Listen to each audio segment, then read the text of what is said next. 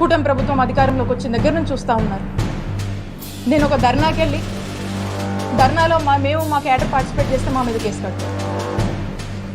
ఇంట్లో ఉన్నటువంటి మా మామయ్య గతంలో కూడా చెప్పాను, దాదాపు 80 సంవత్సరాల వరకు ఉంటాడు. ఆయన మీద కేసులు కట్టారు. ఈ రోజున మా మరిది జైల్లో ఉంది.